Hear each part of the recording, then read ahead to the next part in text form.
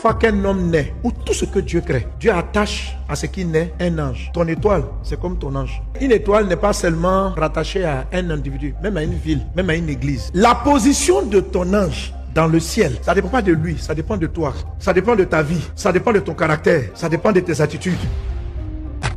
Daniel chapitre 11, verset 32. Et puis après on va lire Daniel chapitre 12, verset 3. La Bible dit, verset 32 et 33. Il séduira par des flatteries les traîtres de l'alliance, mais ceux du peuple qui connaîtront leur Dieu agiront avec fermeté. Verset 33. Et les plus sages parmi eux donneront instruction à la multitude. Il en est qui succomberont pour un temps à l'épée, à la flamme, et à la captivité et au pillage. Daniel toujours chapitre 12, verset 3. Donc c'est sages dont il est question là, dans ce passage, qui vont agir avec fermeté. La Bible dit, ceux qui connaîtront leur Dieu agiront avec fermeté et ils vont commencer à donner instruction à la multitude. Amen. Et voilà ce qui est dit de verset 3, on a dit quoi? Ceux qui auront été intelligents brilleront comme la splendeur du ciel, et ceux qui auront enseigné la justice à la multitude brilleront comme les étoiles à toujours et à perpétuité. Que cela soit ton partage dans le nom de Jésus. Chaque fois qu'un homme naît, ou tout ce que Dieu crée, Dieu attache à ce qui naît un ange. Une étoile, ton étoile, c'est comme ton ange. Ton ange, il te ressemble. Le jour où tu es né, il y a eu une étoile. Maintenant,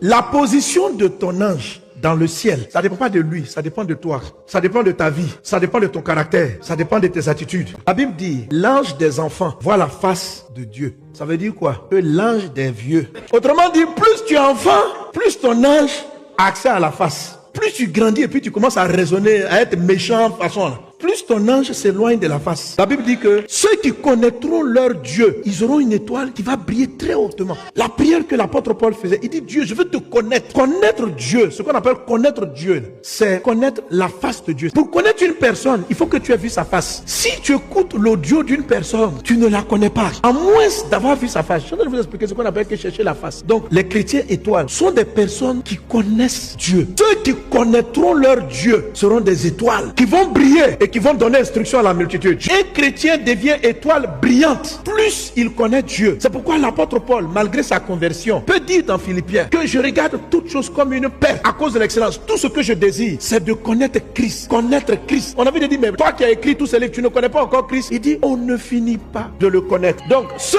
qui connaîtront Dieu sont des personnes qui, lorsqu'elles prient, elles sont constamment en train de demander à Dieu, montre-moi ta face. Je veux te connaître, je veux t'aimer, je veux te voir. Ce sont ces types de croyants dont l'étoile monte, s'élève.